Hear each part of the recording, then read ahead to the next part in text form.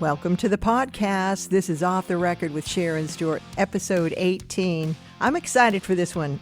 As a longtime Ritchie Blackmore fan from the Deep Purple and Rainbow days, it's an honor to welcome Candice Night. She and Ritchie Blackmore have built something magical with their band Blackmore's Night, and we're talking about the music. They've got holiday tunes available for you. There's live shows out there, and she also recommends where rock fans should start in their catalog. So here we go. Here's my conversation with Candice Night from Blackmore's Night on Off the Record. Thanks so much for talking to me. Really, really appreciate it. Oh, of course. No offense to you, but if this is what it takes to get me this close to Ritchie Blackmore, I'm all. I am so excited. So very, very cool of you to take the time to talk to me. You got a brand new album out. I do. Yes, that's right. Uh-huh. And we're touring too. So, I'm not sure where you're located, but you could probably be even closer to him. Yeah, I saw that. So I'm very familiar with the area, and we love Pennsylvania. We come back almost every year now. But yeah, we would love to see you guys at the show. So that would be fun. And also, just as an inside track, get closer to Ritchie. He's got a wicked sweet tooth. Oh, really? So bring something, baked goods. They probably okay. He's all about that English chocolate if you can get it. Oh, okay. Yeah, I got the invite to talk to you, and, it started out Candice Night, which I already knew who you were, as a mom from New Jersey, now rocking with Ritchie Blackmore, so... Yeah, absolutely. Well, I mean, Rich, actually today, I'm taking time out. Today is mine and Ritchie's 35th anniversary. Wow. Happy anniversary. Years. Thank you. The day that we met was today, 35 years ago, on a cold and windy soccer field out here on Long Island. So, soccer? Yeah. What were you doing? Were you watching kids play soccer or? No, yeah, him. He was the kid playing soccer. Oh, okay.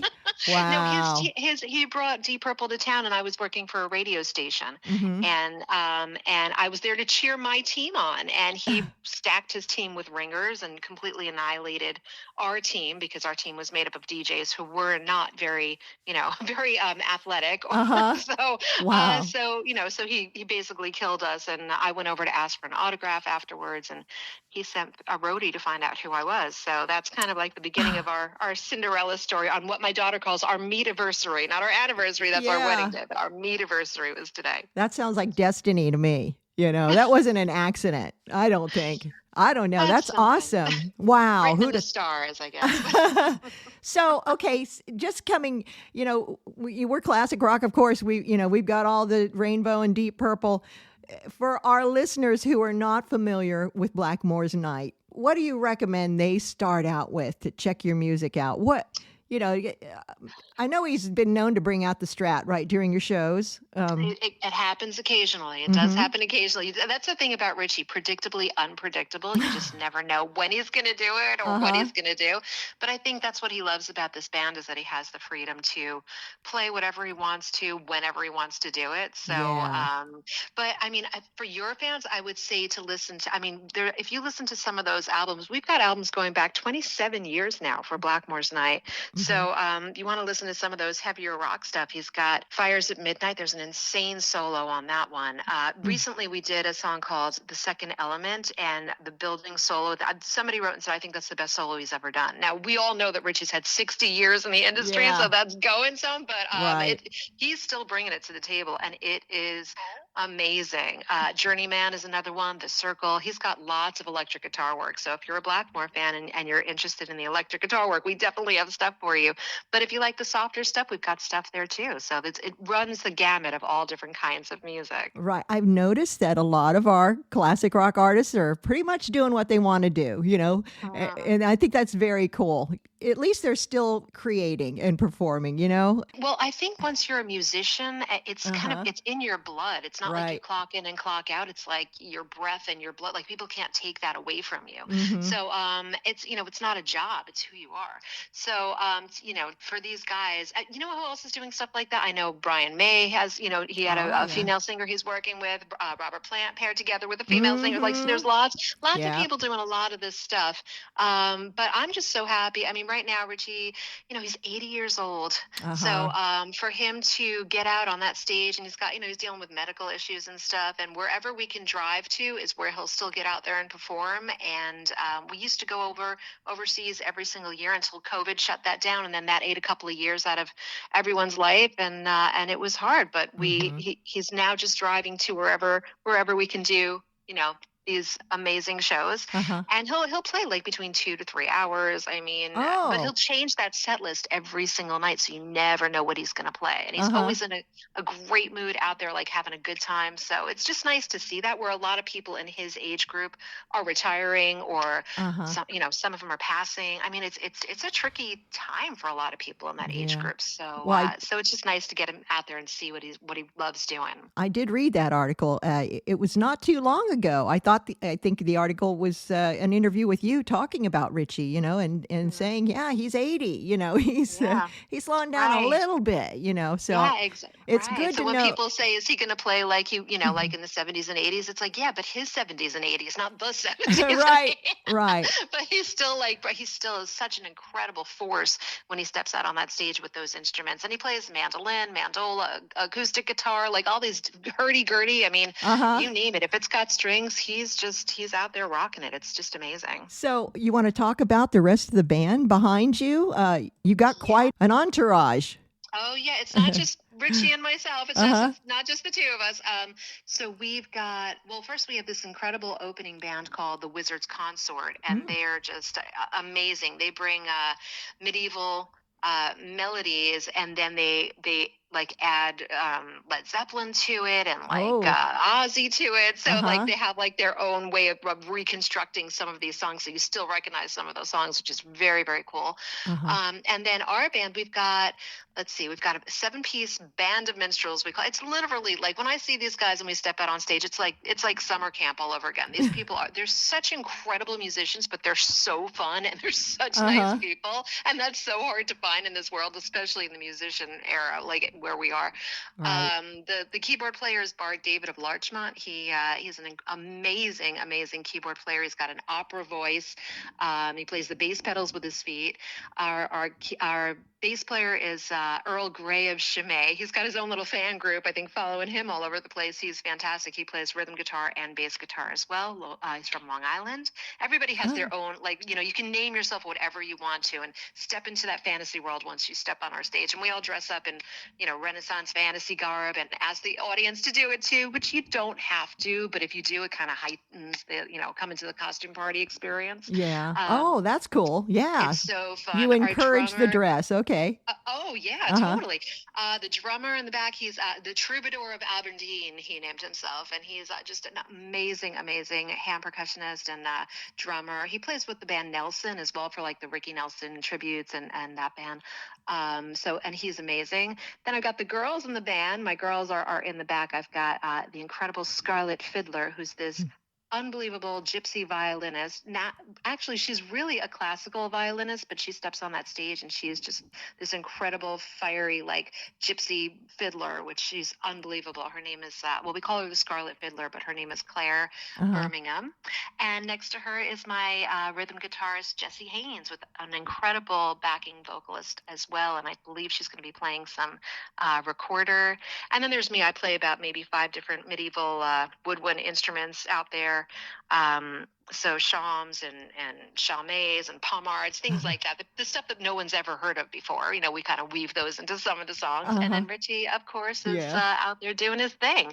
So it's a strong band. We've got amazing melodies. As I said, we encourage people to dress up. It's so much fun. It does sound fun. Yeah, we say it's like, but it's not required. It's like requested, not required. Do your thing. It's fine. Well, I noticed your shows benefit animal rescues. That's very cool. Yeah, you guys are animal lovers, huh? 100%. Oh my God! Actually, I have to say, I like them a lot more than people. It looks like it. We've got our own little rescue cat wandering around here. His name is Winter. He's a full black, long-haired cat with those battery operated golden eyes. Uh-huh. He's gorgeous. But yeah, so what we do is we notice that a lot of people, like a lot of the bigger names, pair together with the bigger charities, and Yeah. especially for so what we decided to do was wherever we go, we don't tour a lot, but when we do tour, we want to shine the spotlight on the smaller charities, the smaller shelters, those people who are boots on the ground, those angels on earth every single day dealing with these poor animals that are abused or abandoned or starving or whatever. They find them and they take them and they rehab them and they fix them up and they try to rehome them, and they are doing this 24/7 whether people have a spotlight on them or not. They're doing it. So they're working whether people are watching or not. They're still out there doing what they do, and they're incredible. And of course, animals mean so much. They ask so little, but they give so much love in return. So for us, it's really important to shine a spotlight on some of these local animal charities of the areas that we're going to, and we invite them to come out, and they'll bring a little, like a table. We'll set up a table for them. So we ask for people to either stop by there, and if you could donate some funds, that's amazing. If you could donate some supplies, that's amazing. Yeah. If you just heighten your awareness that they're there and you want to adopt an animal at some point or stop by there or volunteer your time, great. But, at least that's a little bit better than us not, bringing some attention to each individual one. And they do so much year round. That is amazing. Now, I'm on your website, and I think it's cool that you can get Blackmore's Night merch and rainbow merch too. So, for sure. I see a T-shirt 100%. I need.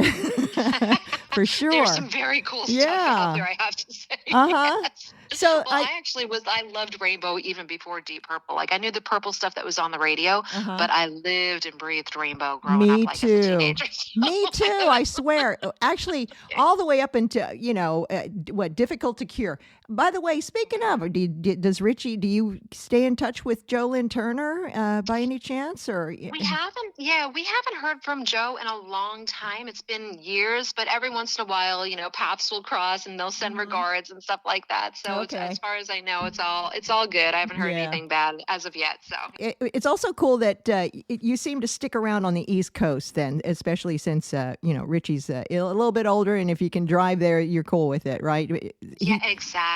Yeah, well, he's had back problems for years, but now at this point, it's like he had a heart attack a couple of years ago. He's got, there's gout. His back is not great. I know he's going to get some injections in his shoulders today for some bursitis stuff. So, so it's easier if I drive. Like, I'm actually the one driving. You're the driver? If I do the drive, and then I'm the driver. I'm the designated everything. The driver, the wardrobe consultant, whatever it comes to me, troubleshooter, extraordinaire. Like, I try to do it all. Working mom as always, But so wherever gig. What a great gig. I love it. I'm exhausted constantly. I bet, but I love my gig. But anytime we can drive, then we can just pull over. He can stretch his back out. He can get a rest. Like, we can then continue on. So. We're just kind of breaking up, those long drives. I think what actually happens with a lot of touring musicians is it's not so much the getting on stage. That's your cherry on top. When you step out on that stage and you're performing and you've got that energy going and the crowd is there and you're having the best time of your life for those few hours and you're just like, this is incredible. And then so you're feeding off that energy. Right. And then what gets everyone is the sitting. It's the sitting in the plane and sitting in the car and sitting backstage and sitting in the hotel. And then, especially if you have a back problem, that's just that's not good at all. So so we're trying to just break it up for him a little bit so he can get some relief in his back and still show up and do what he's got to do on stage for everyone. Well, it's good to know that you guys are right here in the United States. He hasn't gone. He doesn't have any inclination to go back to England, huh? He's got some family members still over there, but for him, I think it's more that he that long plane going overseas and then coming back in when all the planes. He always says it's like, remember all the planes were landing at the same time, then you had to stay on that really long line to get through customs, and he's like, I just can't do. I'm like, I understand, I get it. I said, take a wheelchair, they'll zip you right through. He's like, I'm not taking a wheelchair. There's FaceTime now. Yeah, we can do it in online.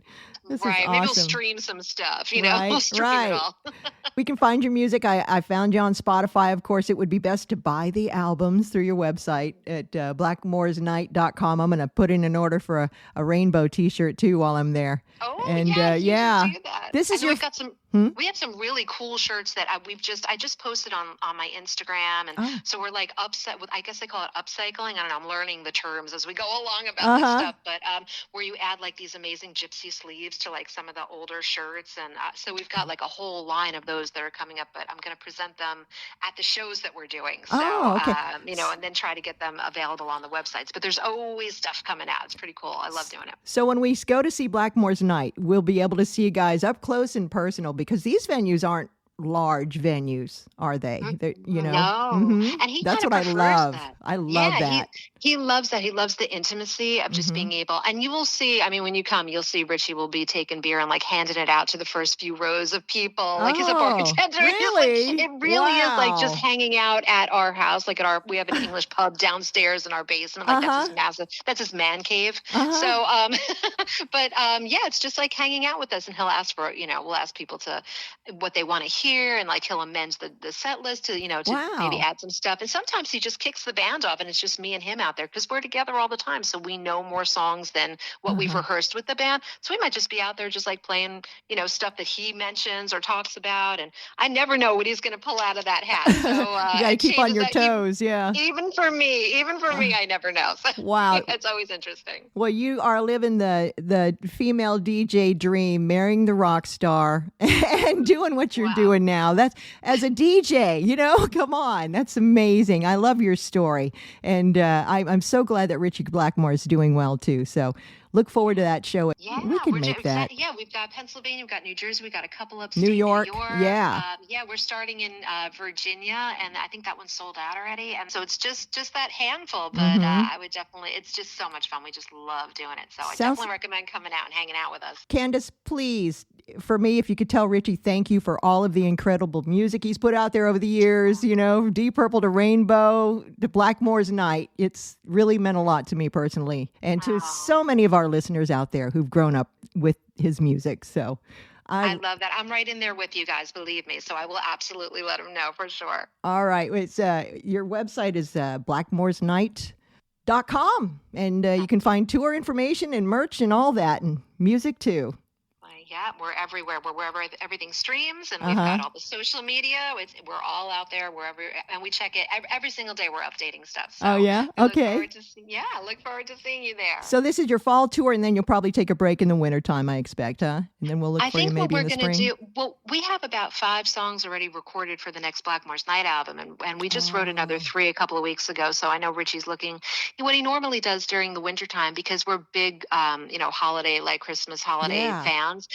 We put out a double album of Christmas song we call holiday songs for called Winter Carols, and every year we kind of add more to that and more, because there's so many amazing songs. But we normally get our producer out in wintertime, because you can't really tour in winter because you can't rely on the weather, right? And he'll come here, he'll hole up in our house, and we will go downstairs in our studio area, and we'll record some new songs, and we hope to have a new album out by next year. Well, give us a shout when you do.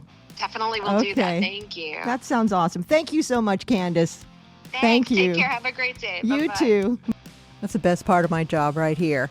Hey, that was Candice Night of Blackmore's Night. Always a pleasure to hear what she and Ritchie Blackmore are creating. And, if you want to dive deeper, check out their music, their tour updates, and merch. Very cool merchandise at blackmoresnight.com. You'll also find their social media links there too, blackmoresnight.com. And thanks for putting up with my Ritchie Blackmore fan moment on the podcast.